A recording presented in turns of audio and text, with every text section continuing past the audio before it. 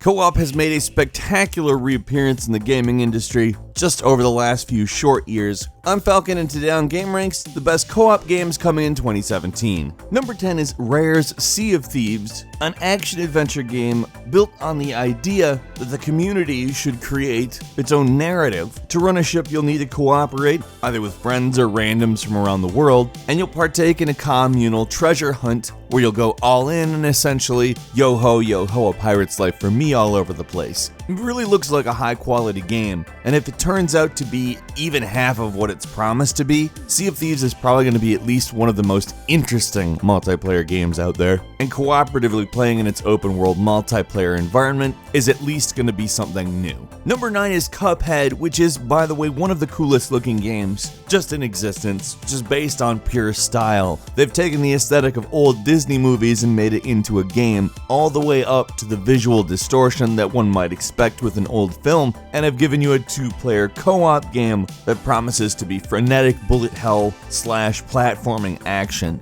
The game is based very much around the idea of traditional run and gun stuff, all the way down to the exploits of hitboxes. This game has been in the works a while, and we've never lost excitement for it. It really looks like it's going to be a big deal for anybody who likes this kind of game. Number 8 is Fortnite, which is a co-op sandbox game built primarily around the idea of building. The emphasis in the title is on the word fort. In some ways, if Team Fortress had never existed in the form we all know it as, it might be an appropriate name for what this game actually is. Epic Games sort of put together a Minecraft meets Left 4 Dead situation, at least according to its founder, Tim Sweeney, in which you have to scavenge for items, craft with materials, and build a fort defending yourself from zombies over a period of 14 days, hence Fortnite, which is, if you're aware, how long a fortnight is. I have a feeling this is going to be one of those really good co-op but competitive games where people come up with so many different ways to compete. For instance, who has the best team that lasts the longest against the most enemies, and then there's also the PvP mode that's going to be included. Number 7 is State of Decay 2, which is said to have a much more cooperative element to it. The sequel to the very big zombie survival game is one of those projects that we've been very excited about during the time that it's being developed, and really before we even knew for sure. Something we think is really cool about this is that they're launching with 3 maps, each of them the size of the first game, and that there may be more maps to come. They want to end up fostering more difference between the types of gameplay you need for different areas, and it's all fairly exciting because even if the point wasn't more community, more co-op oriented gameplay, it'd still be a bigger and better State of Decay, which State of Decay is great. Number 6 is Crackdown 3, and yes, we are going to talk about this game until it comes out, because Crackdown 3 is the game where you can destroy the big city. And eventually it's finally going to come to us, and we're finally going to take down a whole city together. It's been a long time, and there's not that many games with extremely destructible environments, but here we do have Crackdown. And I could probably talk about how long we waited for this game more than I could even talk about exactly what this game is, but frankly, it is actually going to be one of the coolest games ever made because, hey, do you remember all the cool stuff about Red Faction? You remember how it was kind of limited because the technology of the day couldn't quite give us everything we wanted out of it? This is like that without those limits. Just blow up a city. Blow it up. Done. Buildings coming down everywhere. All it has to do is just deliver on that, and I'm ready for it. Frankly, doesn't even really need that great of co-op gameplay, although I'm sure part of the reason for the many delays is that they want the gameplay to be perfect, and I'm okay with that. At least for a little while longer, I'm okay with that.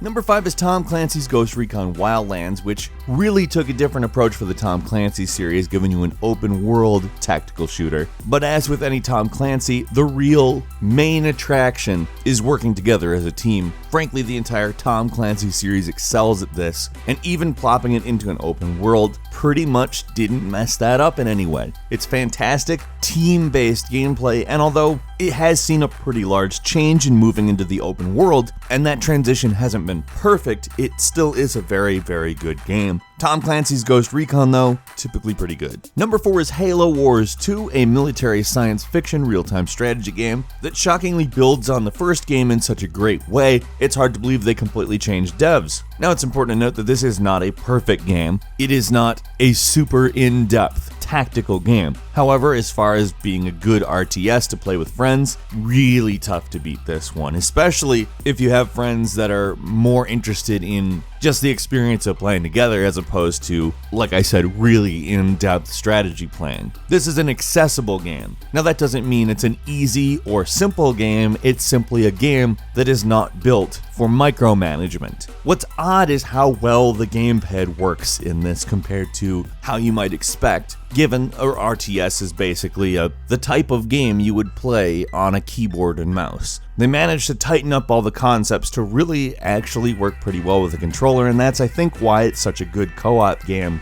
because it really is one of those games you can just sit down and play without learning a whole hell of a lot. That said, it is an RTS, it is a little more complex than, say, an FPS, but still, some people want that. It's a little of column A, a little of column B. For a lot of people, that's great. For some, it's so-so, but I really like Halo Wars 2. Number 3 is Divinity Original Sin 2, and just like the original Divinity Original Sin, which is, by the way, quite a mouthful, multiplayer can be competitive or it can be cooperative. But what's more interesting about this is how you can have characters interact with each other. You can establish friendships, romantic relationships, or even rivalries, and how that's going to come into play as far as cooperative play. I'm very interested because Divinity Original Sin is, it's pretty much a primo game. Considering both of these titles were kickstarted, the original and this sequel, it's quite impressive what they've accomplished. Original Sin took an early access route and throughout really developed quite a bit, and the final should be a really good game. Number 2 is Sniper Elite 4, which is set in 1943 Italy, which has significantly larger maps than its predecessor, and really did a good job opening up the gameplay. It's set immediately after Sniper Elite 3, there's rumors of a new Nazi weapon, and you're a sniper and or group of snipers with the skills and wherewithal to take them out. It's a little more complex than that, but these lists don't exist to spoil the plot of every game. Finally, number 1 is the big one, Destiny 2. Destiny's an interesting one. When it first came out, it really struggled to find exactly what it's, attempting to be. Had some really wonky voice acting, and just wasn't sure what they wanted from it. But the game itself, though it took a little bit of time, did really find its legs. It found what it wanted to be, and it created a style of gameplay that is pretty unique to Destiny.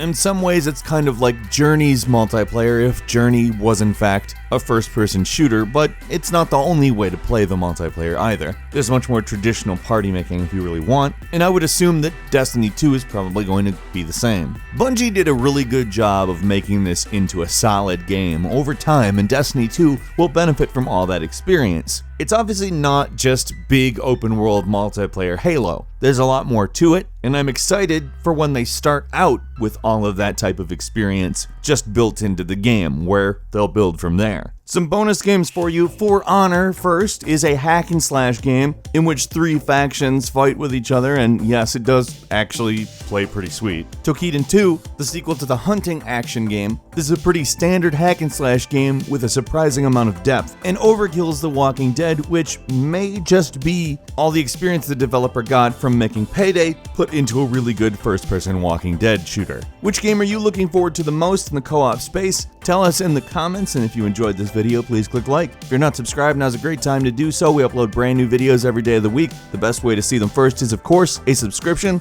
And as always, we thank you very much for watching this video. I'm Falcon. You can follow me on Twitter @FalconTheHero, and we'll see you next time right here on gameranx.